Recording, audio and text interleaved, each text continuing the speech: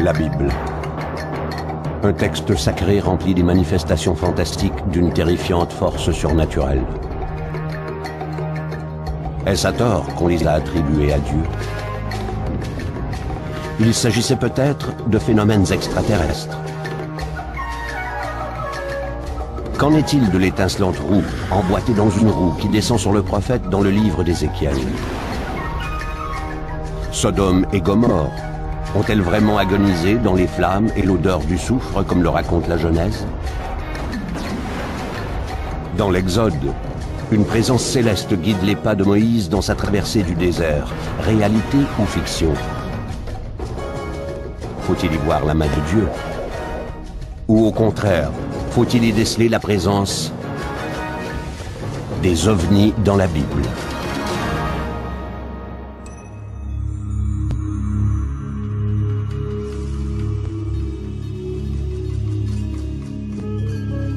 Partout dans la Bible, de mystérieux phénomènes aériens modifient le cours de l'histoire humaine.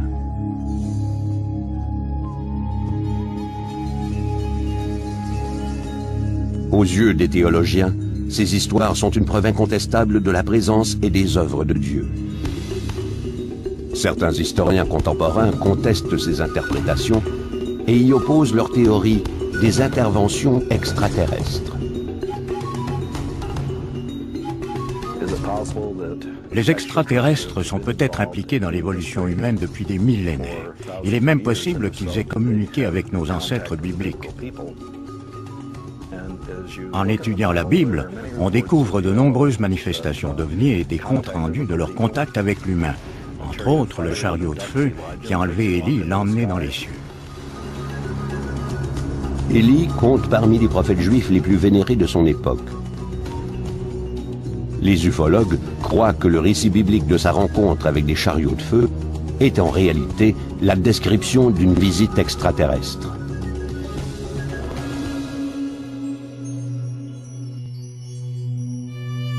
Cette rencontre a eu lieu sur les rives du Jourdain, qu'Élie longeait avec son successeur Élisée.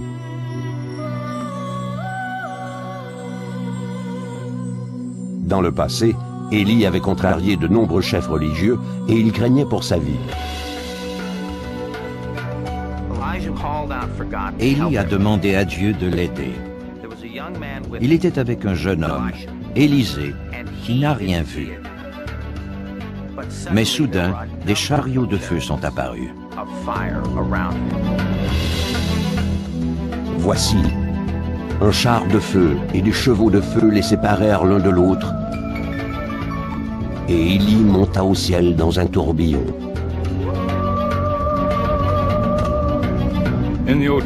Dans l'Ancien Testament, Élie raconte qu'il a été enlevé ou emporté par un chariot de feu ou un véhicule rayonnant d'un feu ardent. Selon ce passage, Élie a été emporté dans les cieux et n'a plus été revu par de simples mortels. L'ascension d'Élie dans un chariot de feu est un enlèvement. Nous avons tous entendu parler de ces ovnis modernes qui prennent des humains à bord et les emmènent. Je pense que ces rapports contemporains illustrent bien le concept de l'élévation d'Élie dans les cieux.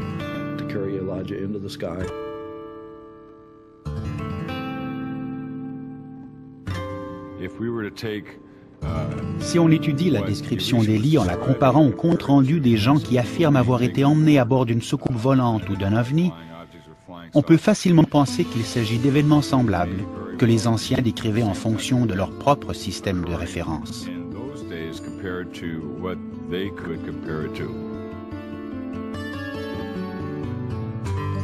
La différence entre un chariot et un ovni est immense pour nous.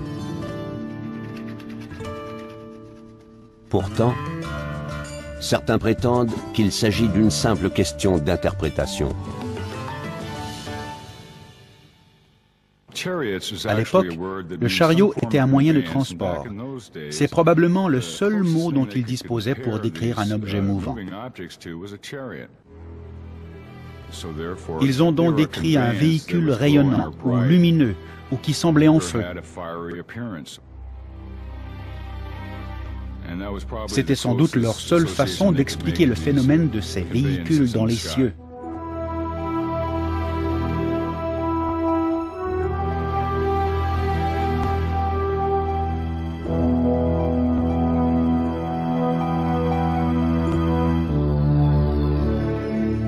Certains supputent que l'interprétation traditionnelle des passages bibliques pourrait être erronée, non seulement à cause des lacunes techniques des anciens, mais aussi des inaptitudes contenues dans la version anglaise de la Bible, mise en œuvre par la cour du roi James et terminée en 1611.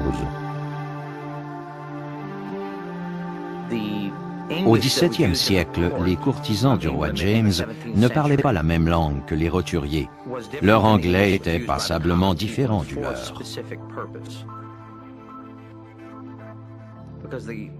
La cour voulait tout simplement se distinguer du menu peuple. Dans leur quête pour comprendre la signification originale des textes bibliques, les chercheurs s'appuient sur le système de codification de Strong. Ce livre, disponible depuis 1890, est un index alphabétique de chaque mot imprimé dans la Bible, qui indique chaque occurrence du mot ainsi que le contexte dans lequel il apparaît. À l'aide de cet index, certains chercheurs croient qu'ils ont découvert un autre lien entre le récit d'Élie et les ovnis. Dans la version du roi James, Élie dit avoir été transporté soudainement dans les cieux. Mais dans certains cercles, on doute maintenant qu'il ait voulu parler du royaume de Dieu.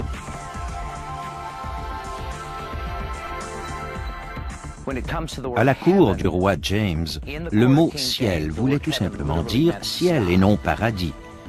Donc, aux centaines d'endroits où le mot « ciel » est utilisé dans la Bible, on parle du firmament.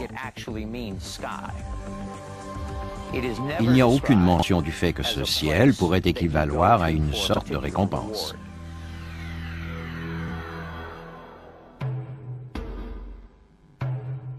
Les récits bibliques de mystérieuses manifestations dans le ciel ne sont peut-être pas les seules traces d'ovnis dans l'histoire ancienne. Les croyances religieuses rattachées aux ovnis sont présentes dans toutes les cultures. On les retrouve dans les textes des Sumériens, c'est-à-dire les écritures les plus anciennes sur les fresques des Égyptiens dans leurs tombes. En Orient, les yogis et les lamas les appelaient manas et mentionnaient les chariots des dieux.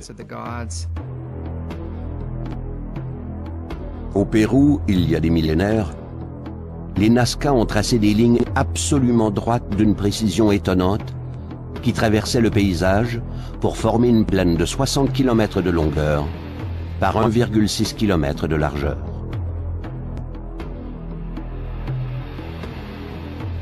Le plan ressemble à celui d'un aéroport moderne et certains ufologues se demandent s'il s'agissait de la piste d'atterrissage de véhicules extraterrestres. Les intersections des lignes créent d'énormes formes géométriques et incluent des images d'insectes, de mammifères et d'un humanoïde mystérieux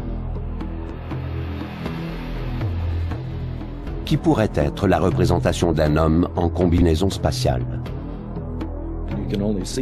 On peut les voir à partir du ciel. Il faut se demander si ces lignes n'ont pas été tracées à l'intention d'êtres qui survolaient la Terre et si les tracés de diverses cultures n'étaient pas destinés à attirer l'attention des êtres célestes dont ils connaissaient l'existence. D'autres civilisations anciennes étaient tout aussi convaincues d'avoir reçu des visiteurs extraterrestres. Kukulkan, dieu protecteur des Mayas, serait descendu du ciel pour leur révéler des principes technologiques et mathématiques complexes.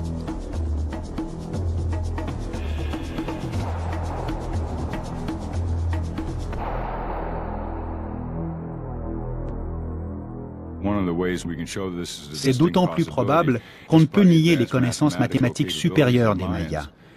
Leurs codex contiennent des tables astronomiques très sophistiquées dont ils se servaient pour prédire les prochaines éclipses solaires ou lunaires. À mon avis, la légende affirmant que les Mayas avaient reçu des informations astronomiques et mathématiques de la part de Dieu venu du ciel est rigoureusement exacte. puisque d'autres peuples anciens ont des légendes identiques.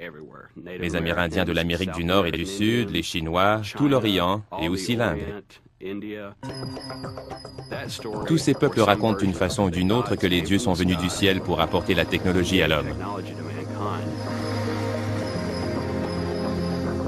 Des récits provenant d'époques et de cultures diverses, mais explorant des thèmes étrangement semblables, suscitent de nouvelles interrogations. Je pense que des extraterrestres visitent la Terre depuis des siècles, qu'ils l'ont étudiée et qu'ils ont même atterri pour entrer en contact avec nous.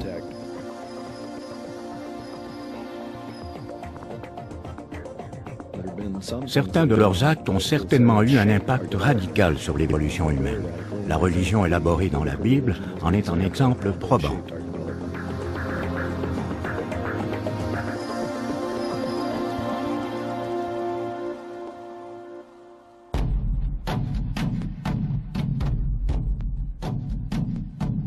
Moïse a guidé les Hébreux hors d'Égypte. Mais qui a conduit Moïse ?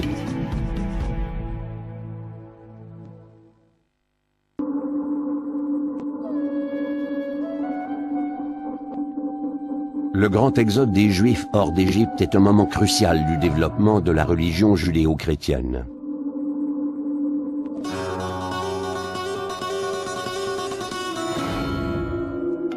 Moïse est à la tête de cette grande migration. Lui-même se laisse guider par un mystérieux phénomène aérien. L'Éternel allait devant eux, le jour dans une colonne de nuée pour les guider dans leur chemin, et la nuit dans une colonne de feu pour les éclairer, afin qu'ils marchassent jour et nuit.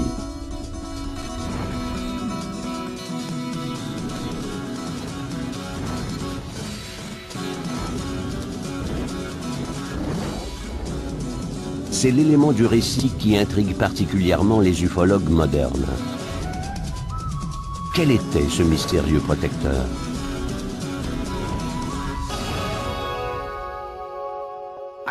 Je pense que c'était un immense ovni qui restait sombre le jour, mais qui rayonnait durant la nuit, illuminant le campement des Juifs installé juste en dessous.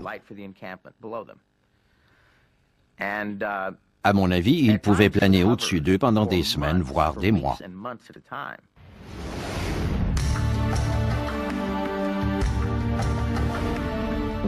L'Exode était donc guidé par une colonne de nuée le jour et une colonne de feu la nuit. Il s'agit visiblement d'un objet flottant dans le ciel et renfermant une forme de vie intelligente.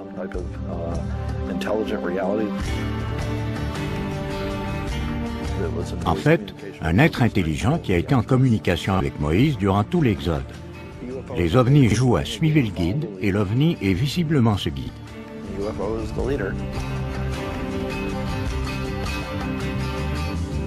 Bien que le pharaon ait permis l'exode des Juifs, il ne tarde pas à regretter son geste et part à leur poursuite avec des centaines d'hommes et tous les chariots d'Égypte.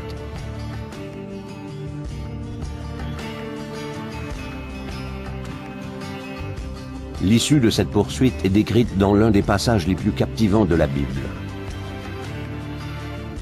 La rencontre des armées du pharaon et des Israélites sur les rives de la mer Rouge. L'objet qui planait au-dessus de la mer Rouge est responsable du partage des eaux. Selon la théorie, le système de propulsion de l'engin extraterrestre aurait littéralement écarté les eaux, laissant le passage libre à Moïse et à ses partisans. L'Éternel dit à Moïse, « Étends ta main sur la mer, et les eaux reviendront sur les Égyptiens, sur leurs chars et sur leurs cavaliers. » Si j'ai raison de croire que le partage des eaux de la mer Rouge est le fait d'une quelconque force antigravitique, les humains de l'époque biblique n'auraient pas pu expliquer ce phénomène, même s'ils l'avaient vu de leurs propres yeux. Mais si les gens de l'époque moderne en avaient été témoins, ils lui auraient sans doute trouvé une explication technique plutôt que surnaturelle.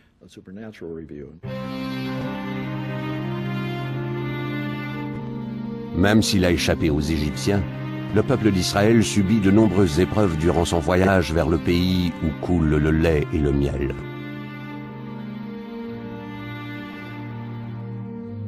Et tout au long du chemin, la colonne de nuée plane dans le firmament. Ombre protectrice qui guide le passage des Israélites.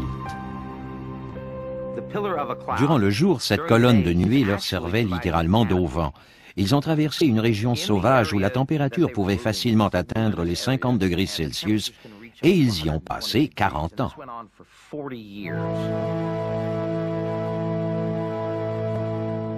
Je crois que cette colonne de nuée laissait tomber la manne qui a nourri le peuple d'Israël durant son exode de 40 ans. Elle a gardé les Juifs en vie dans une région inculte, pendant que les entités extraterrestres entreprenaient un immense projet de conditionnement religieux.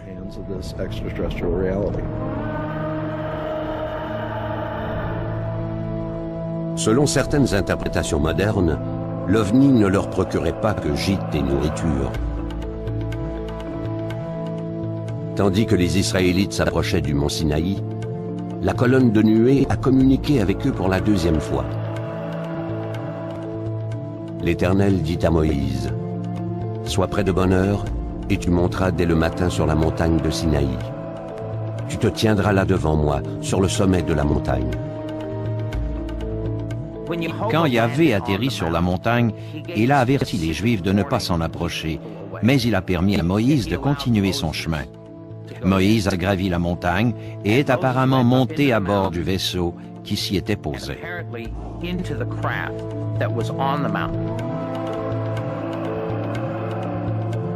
Moïse monta sur la montagne et la nuée couvrit la montagne.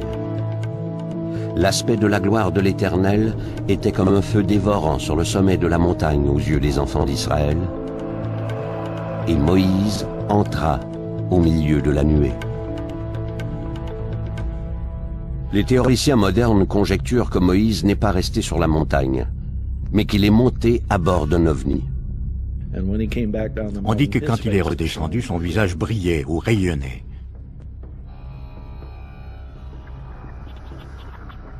Il semble donc y avoir une sorte de transfert d'énergie entre les réalités humaines et extraterrestres. Quand Moïse est descendu du mont Sinaï, il tenait dans ses mains les 10 commandements, les instructions de l'être suprême à son peuple. Après cela, tous les enfants d'Israël s'approchèrent, et il leur donna tous les ordres qu'il avait reçus de l'Éternel sur la montagne de Sinaï.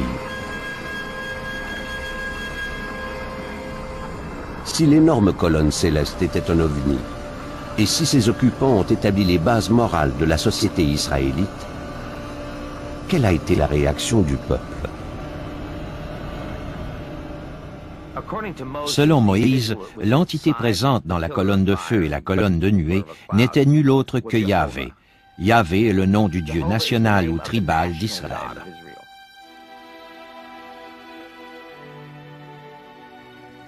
Leur Dieu venait du ciel, c'était un Dieu céleste qui devait créer le ciel sur la terre.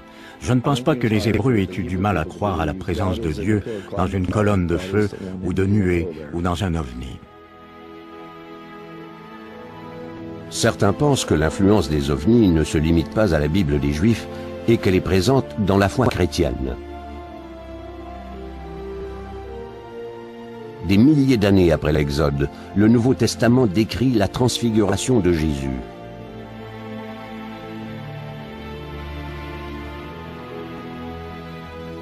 Il fut transfiguré devant eux. Ses vêtements devinrent resplendissants et d'une telle blancheur qu'il n'est pas de foulon sur la terre qui puisse blanchir ainsi. Élie et Moïse leur apparurent, s'entretenant avec Jésus.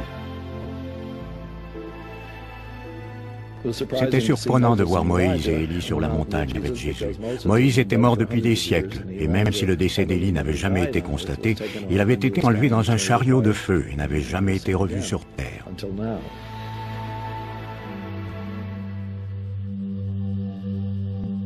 La colonne de nuée qui avait communiqué avec Moïse sur le Sinaï et le chariot de feu d'Élie étaient-ils des manifestations du même phénomène? Et sont-ils responsables de la présence de Moïse et d'Élie à la transfiguration de Jésus? C'est un modèle qui ressemble étrangement au modèle biblique. Un objet étrange apparaît dans le ciel et une voix se fait entendre. Dans l'Exode, on entend une voix issue d'une colonne de nuée s'adresser à Moïse. Dans le récit de la transfiguration de Jésus rapporté dans le Nouveau Testament, les assertions inusitées des prophètes bibliques nous suggèrent que l'influence d'entités extraterrestres sur leur esprit aurait pu les pousser à s'exprimer ainsi.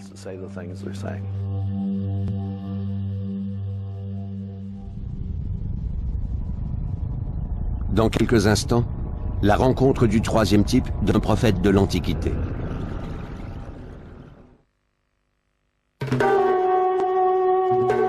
Plus de 500 ans avant la naissance du Christ, un groupe d'Israélites en exil vivait en captivité sur les rives du fleuve du Kébar. Parmi eux se trouvait un juste du nom d'Ézéchiel, destiné à prophétiser la chute de Jérusalem.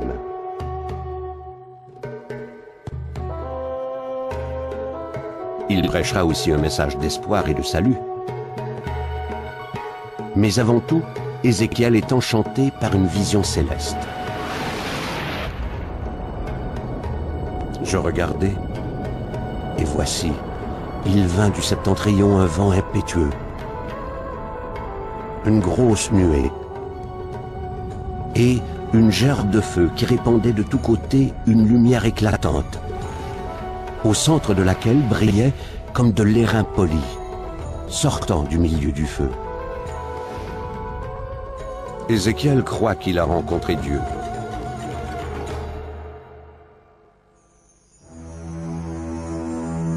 Mais les ufologues s'interrogent.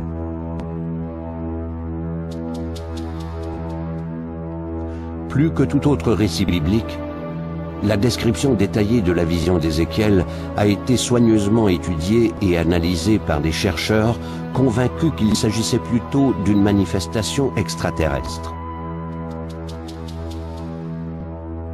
Il y avait une roue sur la terre. À leur aspect et à leur structure, ces roues semblaient être en chrysolite. Ézéchiel décrit un objet métallique volant, tournoyant et rayonnant, qui monte et descend sous ses yeux.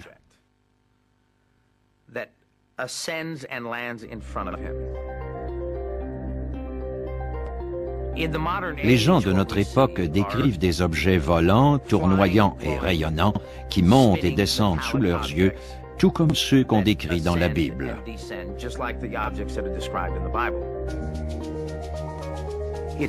Il n'est pas illogique de conclure que les vaisseaux qu'on aperçoit de nos jours et ceux que décrivait la Bible sont les mêmes. Leur aspect et leur structure étaient tels que chaque roue paraissait être au milieu d'une autre roue. En cheminant, elles allaient de leurs quatre côtés et elles ne se tournaient point dans leur marche. Il est évident qu'il a du mal à décrire le phénomène. On peut en dire autant de contemporains dont le compte-rendu d'une manifestation extraterrestre ressemble étrangement à ce que nous pouvons lire dans la Bible.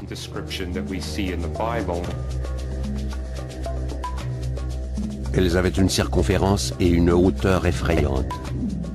Et à leur circonférence, les quatre roues étaient remplies d'yeux tout autour. Je crois qu'il parlait d'engins mécaniques. À l'époque, il n'y avait aucune mécanique. La roue était sans doute leur instrument le plus sophistiqué.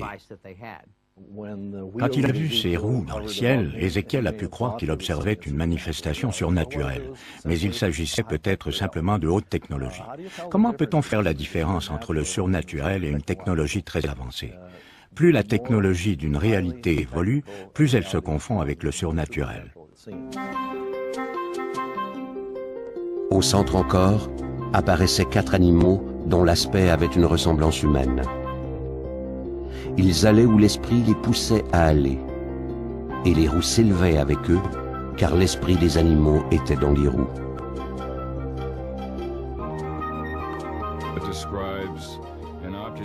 On y décrit un objet qui vient du flanc de la montagne et dont l'enveloppe libère des formes de vie intelligentes.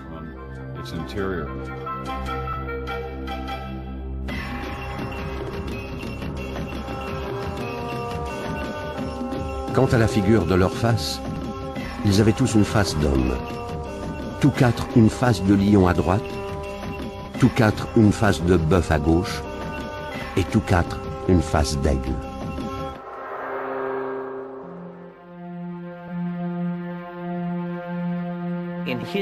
À son époque, il n'y avait absolument rien dans le ciel. Il n'y avait pas d'avion, pas d'hélicoptère. Il n'y avait pas de cerf-volant, ni même de ballon.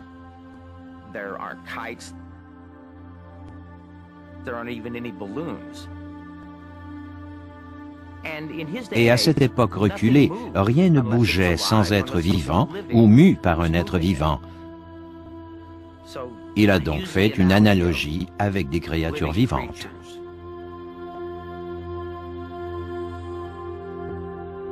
Au-dessus des têtes des animaux, il y avait comme un ciel de cristal resplendissant qui s'étendait sur leurs têtes dans le haut. J'entendis le bruit de leurs ailes quand ils marchaient, pareil au bruit de grosses eaux ou à la voix du Tout-Puissant. Il voit un firmament, quelque chose d'immense qui occupe la voûte céleste.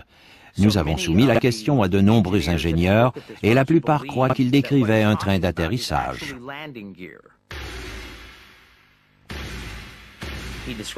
Il signale des lumières échelonnées en hauteur et la présence d'auréoles de lumière étincelantes. Il raconte aussi qu'un être est sorti du vaisseau, qu'il s'est détaché du firmament pour lui parler.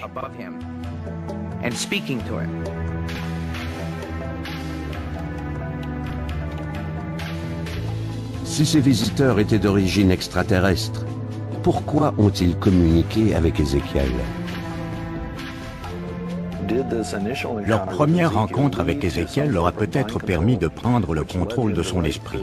Ils l'ont ensuite poussé à rédiger cet interminable livre de prophéties au sujet de l'avenir d'Israël et des conséquences politiques et militaires des événements futurs.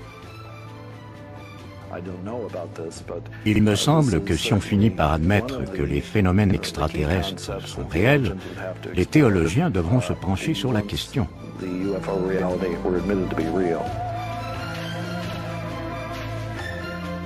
Après la pause, une visite céleste. Les anges sont-ils les messagers de Dieu ou des voyageurs venus d'une autre planète?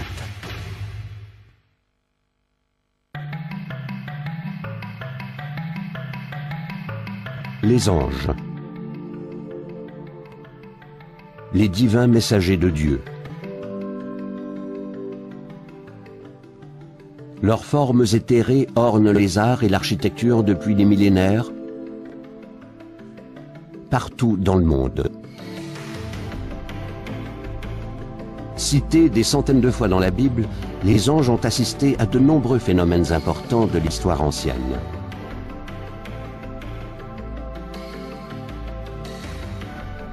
Mais qui sont-ils vraiment?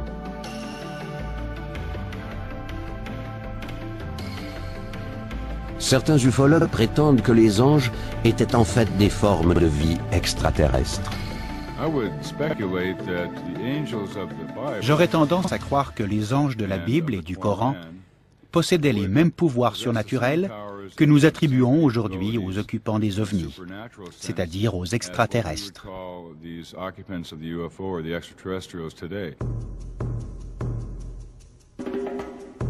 Selon la Bible, le patriarche de l'Église catholique, Saint Pierre, aurait été sauvé par un ange au pouvoir mystérieux.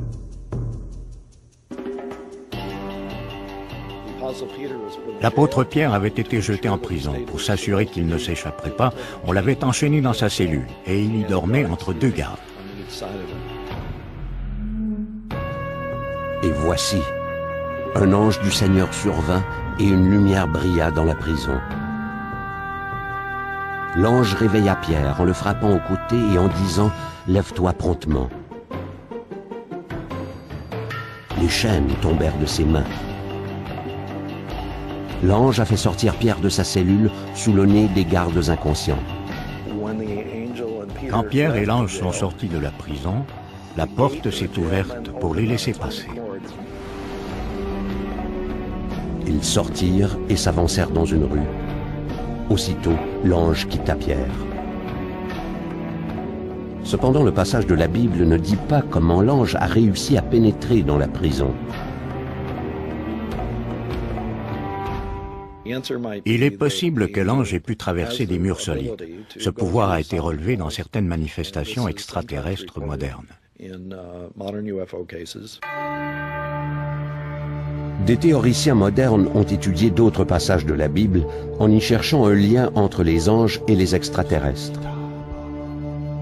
Ils ont découvert que dans les deux cas, ces êtres mystérieux livrent leur message par l'entremise de rêves et de visions.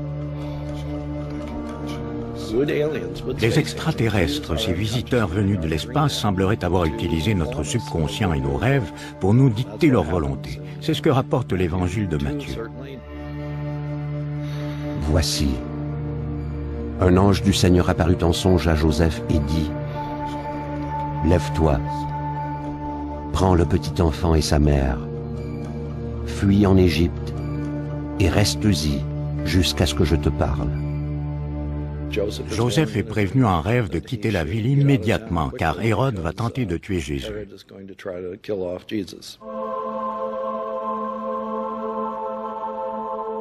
En s'éveillant, Joseph s'empresse d'emmener son fils hors de danger, et la vie de Jésus est épargnée.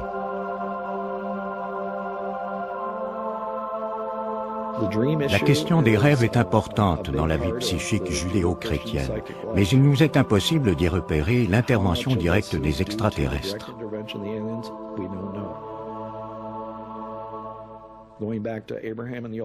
Par exemple, dans l'Ancien Testament, un passage de la Genèse affirme que Dieu a plongé Abraham dans un profond sommeil et qu'il a ainsi pu communiquer avec lui et lui donner ses instructions.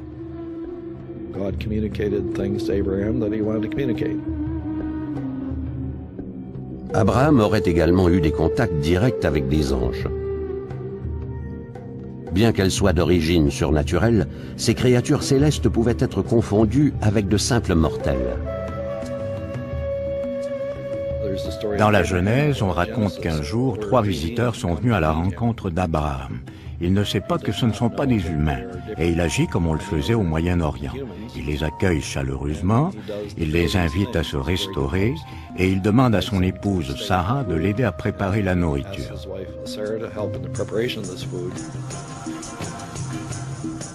Les visiteurs ont une apparence humaine, mais ils ne tardent pas à démontrer des pouvoirs étranges. Durant la conversation, ils lui ont dit que sa femme Sarah allait concevoir et lui donner un fils. Abraham a beaucoup de mal à les croire.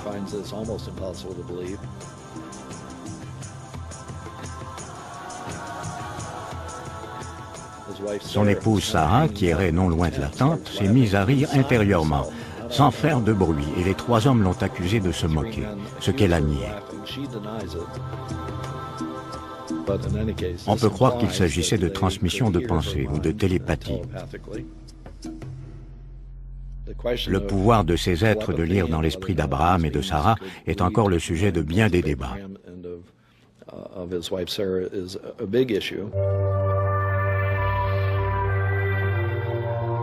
La télépathie est un phénomène qu'on associe souvent aux manifestations extraterrestres modernes. Les visiteurs repartent et bientôt Sarah est enceinte. Abraham comprend qu'il a rencontré des émissaires de Dieu. De nos jours, on croit volontiers qu'il a rencontré des extraterrestres. Durant l'année, Sarah accouche d'un fils, Isaac, qui donnera naissance à la lignée de la nation juive. Un lien commun entre les divers enlèvements d'origine extraterrestre, c'est leur intérêt pour le système reproductif humain. Déjà dans l'histoire d'Abraham et de Sarah, nous avons l'indication d'une implication possible des extraterrestres dans la conception d'Isaac, donc de l'intérêt qu'ils ont porté au système reproductif du couple. Certains des phénomènes extraterrestres de la Bible nous permettent de soupçonner qu'ils exerçaient un contrôle sur l'esprit des humains. Peut-être pas l'esprit de tous les humains, mais au moins celui de quelques élus. Cela nous porte à croire que les personnages bibliques qui se mettaient à faire d'étranges prophéties agissaient peut-être sous l'influence d'extraterrestres qui leur dictaient leur volonté.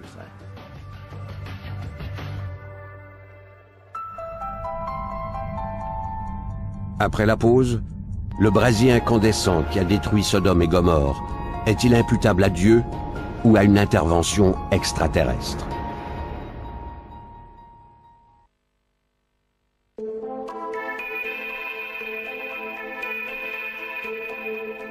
La plupart des événements bibliques que les ufologues attribuent à une intelligence extraterrestre ont eu des conséquences bénignes ou bénéfiques.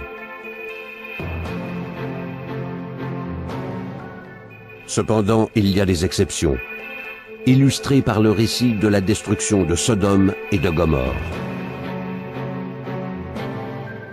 La Bible raconte que les habitants de ces deux villes vivaient dans un tel état de péché et de débauche qu'il aurait été impossible de les amener à se repentir. La seule solution était leur extermination.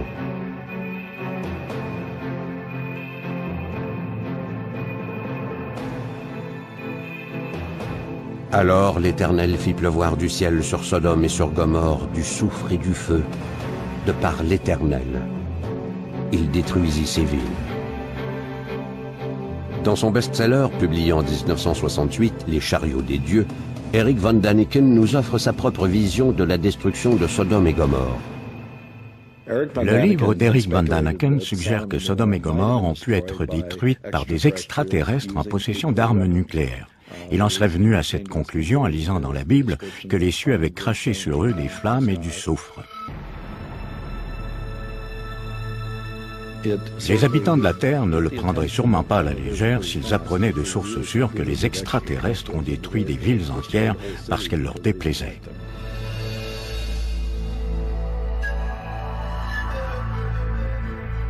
Il y a d'autres théories sur la destruction de ces deux villes. Certains croient que le récit était une sorte d'avertissement mythologique, une leçon transmise de génération en génération pour signaler l'importance de la piété. Dieu a anéanti les citoyens de Sodome et de Gomorrhe, et c'est ce que le texte décrit.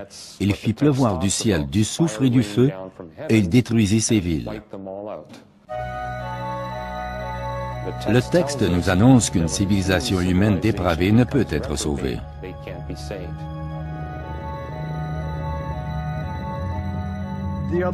Il y a une autre façon d'aborder la question de Sodome et Gomorrhe. Si ces deux villes ont existé, puis ont été détruites, c'est presque certainement à cause d'une catastrophe naturelle.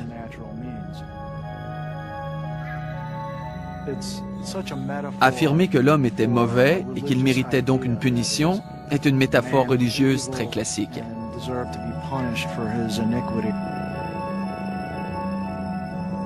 Des découvertes archéologiques nous ont permis d'appliquer des règles scientifiques à ce récit antique.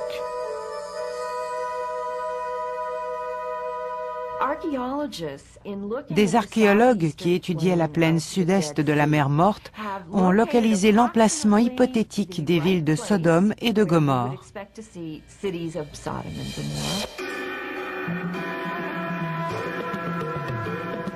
Les vestiges de ces villes qu'on appelait Babedra et Numéria recèlent des indices fascinants qui confirmeront peut-être en partie l'histoire de Sodome et Gomorrhe. À Babedra, on peut voir les signes d'une vaste destruction sur l'ensemble du monticule. Et à Numéria, une strate de cendres nous porte à croire que la ville a été brûlée.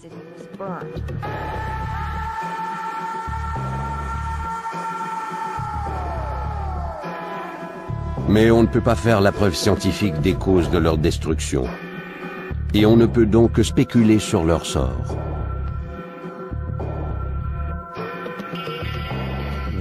Il faut plutôt se demander si des extraterrestres ont pu s'impliquer dans le développement de la vie humaine au point de se résoudre à détruire des villes ou des populations entières.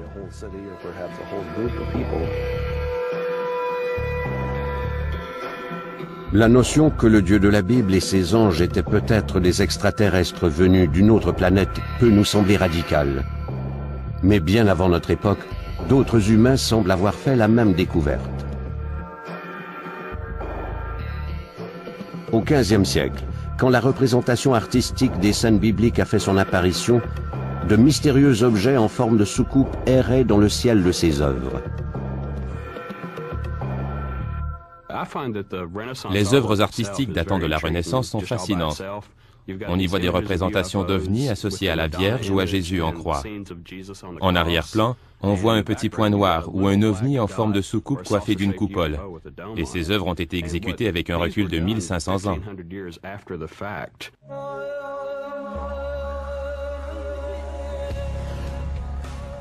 En fait, on emploie la même technique que le test de Rorschach. L'observateur projette ses perceptions sur les tableaux, les dessins et les œuvres artistiques. Il s'agit peut-être de chapeaux, de vaisselle, de soucoupes ou d'autres objets sphériques. Rien ne permet d'affirmer que ce sont des soucoupes volantes.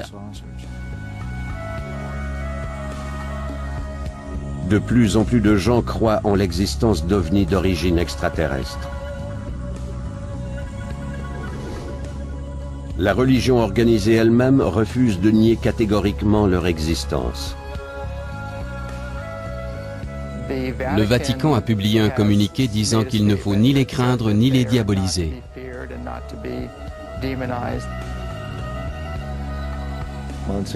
Monseigneur Corrado Balducci, un expert conseil du Vatican, a affirmé plusieurs fois à la télévision italienne qu'il croit que les ovnis existent et qu'ils sont d'origine extraterrestre. Si on arrive à prouver ces théories, quel sera le sort de la religion occidentale? La religion occidentale ne serait plus jamais la même si on arrive à prouver l'existence des extraterrestres. Il faudrait réviser la Bible et aussi notre perception de ces récits, parce que la contribution d'extraterrestres disposant d'une technologie supérieure pourrait nous permettre d'expliquer certains des miracles qu'on y décrit.